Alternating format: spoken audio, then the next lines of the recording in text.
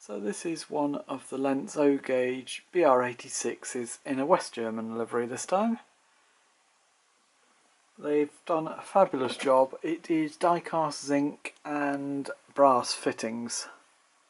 So really heavy model, really nicely done. You see the delicacy of the frames there. The airspace through the chassis.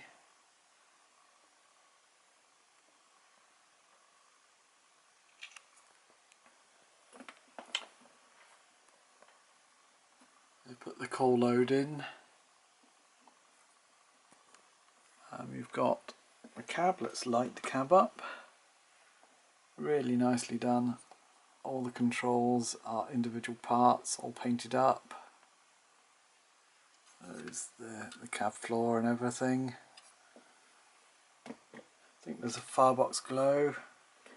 Oh, I need the sound on to do it. Let's put the sound on.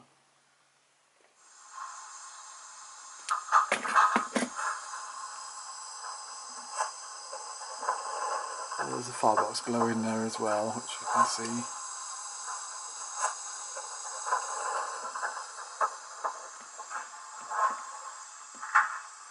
Turn the sound off for a moment.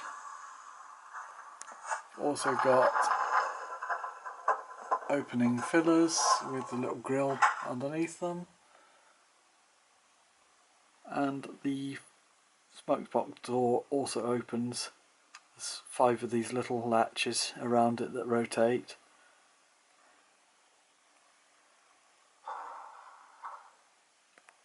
Got the couplings on a kinematic. Allow it to go around 3-foot radius corners. There are parts in the parts bag for the piston tail rods, so they just screw in on the front, but on tight radius corners they're going to foul the front pony truck.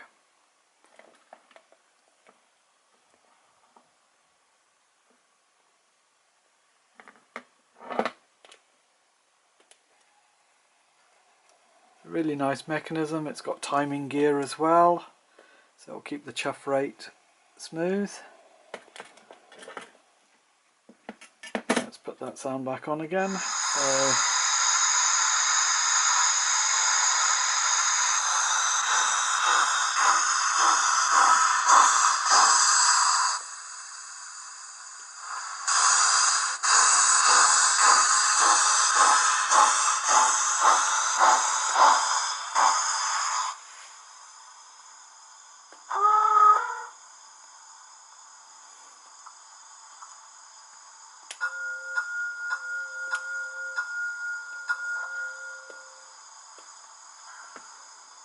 There are quite a number of functions. Let me just grab the list. I've translated them into English. There's 28 functions in total.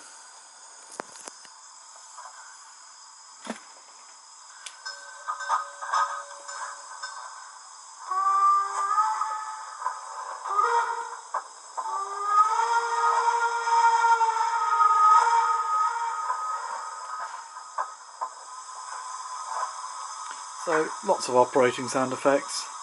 This is the turbo generator.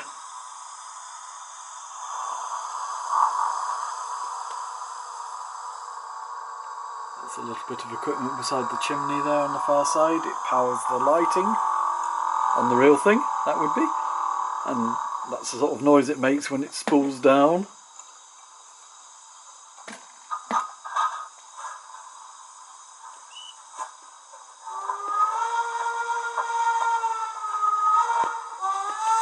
Plenty of alternative whistles.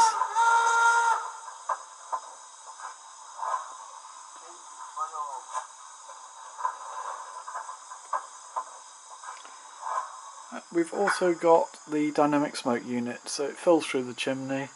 There's about a milliliter of the Soiter smoke fluid. Takes a second to warm up.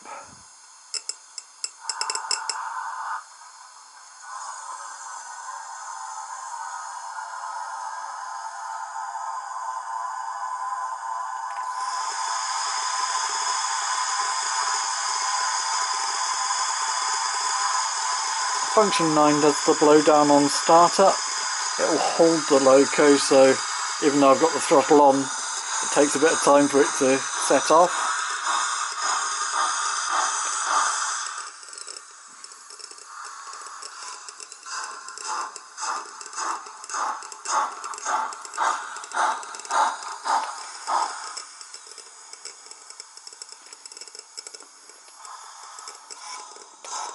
And with function 9 turned off, it just comes up the chimney.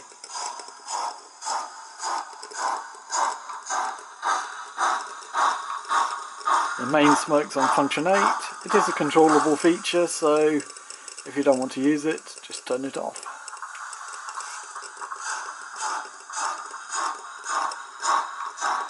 I actually think in this scale it's quite effective. It's one of the nicest smoke generators I've seen.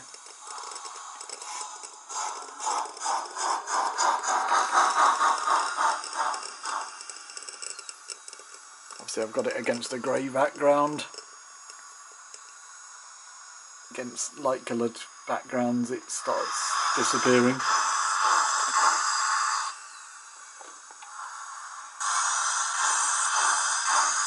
And we'll just turn it off there. I only put a little bit of fluid in it to show it. So it's an incredible machine, it's fully DCC compliant.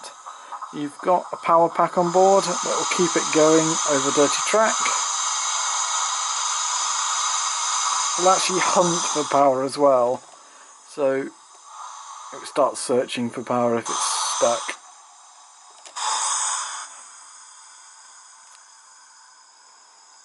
And there we are.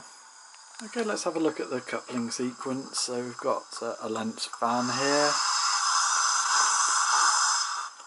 Couple up nice and easily. You can draw it away. And then function 2 in the direction of travel. We'll do the coupling waltz and release the coupling.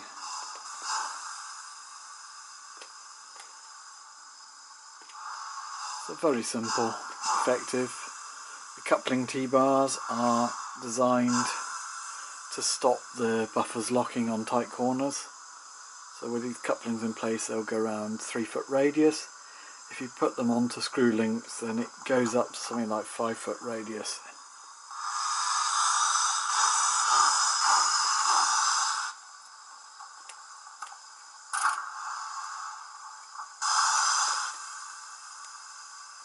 So I thought I'd better talk through getting the model off the stand. The loco is bolted to the wooden frame with 2 large Allen key bolts. One at the back there, one at the front. You get this toolkit to help you. The screwdriver is then needed to remove the 4 screws.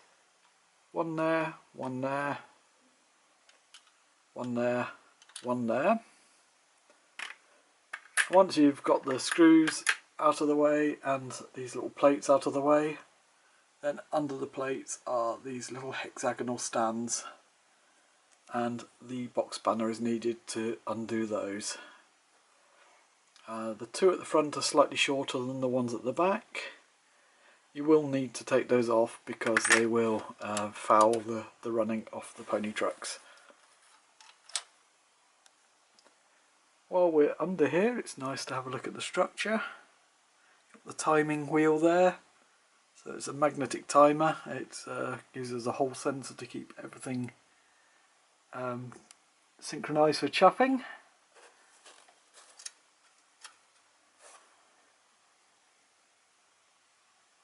You've got the Lenz couplings. You can remove the heads and use the ones on the drawbar there.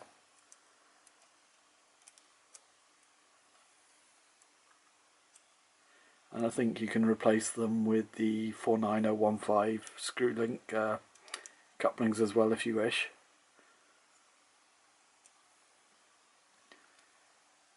There is a bag of bits. You see, these are the little sight glasses that go on the side of the cab here. Oops, hooked up. There we are. So here and here, they are clear, they're covered in a blue protective film. I have to be honest, it's going to be a delicate operation to fit them. They're so vulnerable, the reason why they don't ship them with on, they'd get knocked off anyway. So I think only the really dedicated are going to fit those. And I would personally use a tiny dab of white glue, something that isn't going to affect the paintwork. And if you do get it wrong, you can get it off quickly with a damp cloth. Also in here are the piston tail rods. So there's little sections here and the rods here that screw through them. And some little brake pipe fittings, I guess, go on underneath here if you remove the coupling. Again, more sort of display case use personally. And there's some tiny little eyelets there, which I presume go on the top of the tanks, but again, it's another of those display case pieces that I think we'd leave off. I think all the eyelets, the lifting eyes that I would assume were there, are already fitted, so I'm not sure what those are for. Can't see anything obvious, and they are tiny, so I think we'll happily ignore them.